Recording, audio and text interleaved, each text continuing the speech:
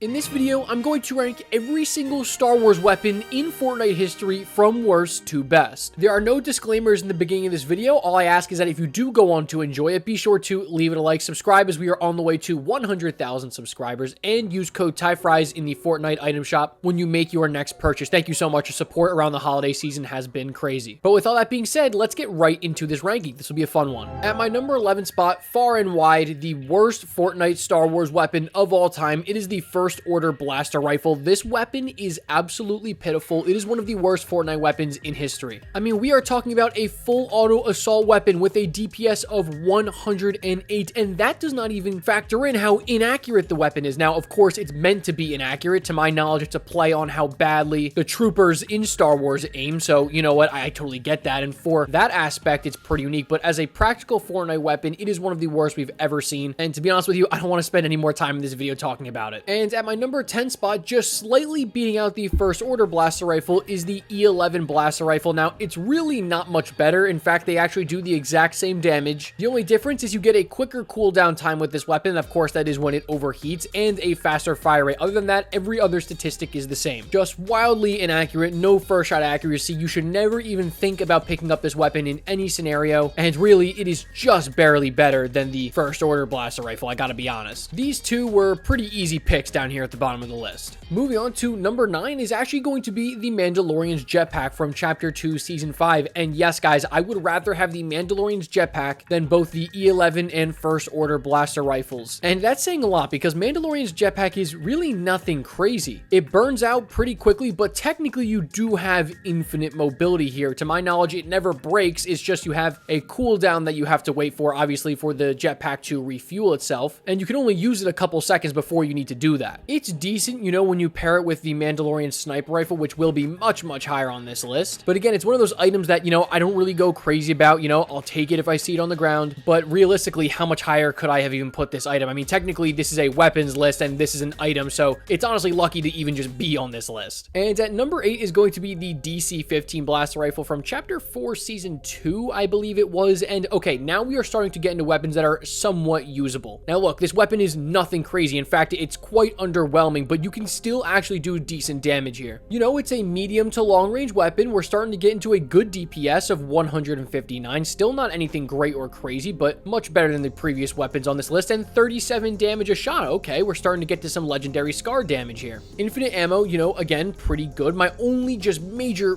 problem here is that the bullet projectiles, so of course the laser themselves, take so long to travel through the air. It's like where you aim your target is not where the laser is going to end up. Like, it's just so crazy. You'll see it in the gameplay below. Like, you literally have your target aimed up perfectly in your crosshairs. You shoot the weapon and then they take like one step to the right and the bullet just won't hit them because it takes time to travel to get there. I really just don't like that. And obviously we saw that with the entirety of Chapter 5. Projectile based weapons are much harder to use than hit scan weapons. But you know what? The DC-15 is serviceable. It's not terrible. Moving on to number 7, I've got the Chapter 2 lightsabers. And while these were like pretty revolutionary for the time when they were in the game, you know, they're a decent melee weapon. You can block bullets, which is obviously massive. They get totally outshined by the new lightsabers that were in the game in Chapter 4. Again, like, it's not really the fault of these lightsabers. They do what they gotta do at close range, but there's just so many lightsabers in the game that are just much better. And one of those lightsabers is Darth Vader's lightsaber at the number 6 spot that was introduced in Chapter 3, Season 3 and has come back several times now. To my knowledge, and I believe my research is correct here, Darth Vader's lightsaber does the exact same damage as all the Chapter 2 Season 2 lightsabers, except for the fact that you can throw this lightsaber. Yes, if you've never used it before, you can literally take it, throw it like a boomerang, and it'll just break through builds and whatever, and then come back to you. You know, it's unique for that, but how many times are you actually going to do like solid damage using that? You know, I don't really know. It's a cool, nice bonus upgrade from the Chapter 2 lightsabers, but doesn't push it much higher than that. At the next couple of spots, I'm going to rank the Chapter 4 lightsabers all separately by their abilities. And so at the number 5 spot is going to be the Green Jedi Padawan lightsaber. This was the lightsaber with the force push, so it would push enemies away. That was your special, you know, Jedi training ability. And to me, it is very clearly the worst out of all the Chapter 4 lightsabers, simply because if you are using a melee weapon, what's the point of pushing people, you know, 20-30 meters away? I just don't get it. You know, wouldn't you want them to be closer to you if you're using a melee weapon? You guys kind of get what I'm thinking here. Now, I understand, like, you know, if somebody's pushing you, you know, you're super weak and they're trying to jump you, you can use this lightsaber to just kind of push them away and kind of just get them off you for a couple seconds. It's good for that. But to me, it was clearly the worst out of the Chapter 4 lightsabers. And it's definitely worse than the blue Jedi Padawan lightsaber at the number 4 spot. Now, this was the one that had the force pull, so it would pull enemies closer to you. That was your special ability here. And, well, you guys know why I'm going to put it higher than the green Jedi Padawan. I just said, if you're using a melee weapon, you would want them to be closer to you, so push them towards you and then just slash them in the face. To me, right, it just makes so much more sense to have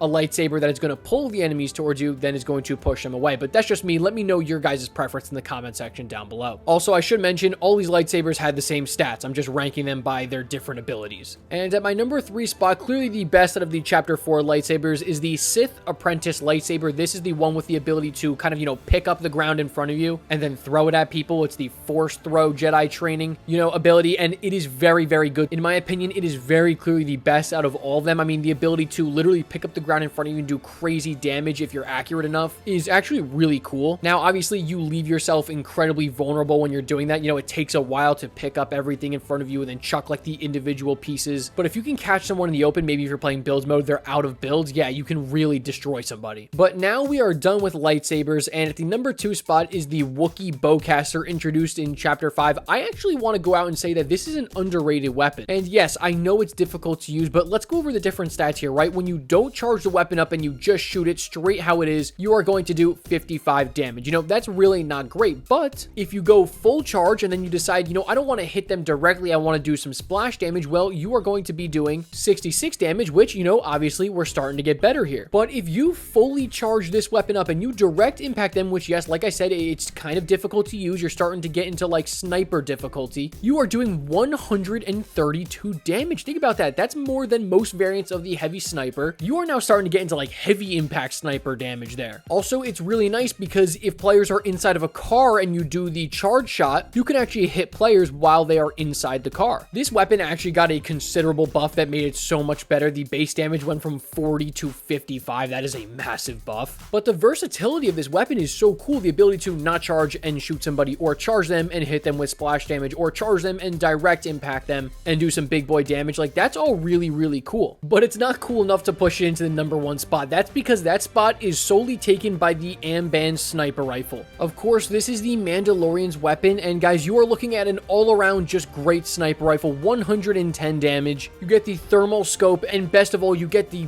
beautiful sounding weapon. I mean, just listen to this thing. It sounds beautiful. It sounds gorgeous. It is such a satisfying weapon to use. You get a headshot multiplier of 2.5 times. So, of course, if you headshot somebody with this weapon, they are absolutely gone. Not a question about it. Oh, yeah. And you know what? This thing has a melee aspect to it. So, it's just decent, I guess. It's really not good to use for melees, but it's a cool aspect. And very rarely do snipers on my list get the number 1 spot in really any list, but here it is at the number 1 spot, the Amban sniper rifle. All right, guys, thank you so much for tuning into this video. I know it's a little bit of a shorter one, but so many of you guys were asking for me to rank every Star Wars weapon, so of course you guys know I had to deliver, and I'm honestly hoping they add more Star Wars weapons in the future. Let's just, you know, make them a little bit better. Anyways, if you went on to enjoy this video, please let me know in the comments below what you thought about it. Leave a like on this video and subscribe, and I'll catch you guys in the next one. As always, peace.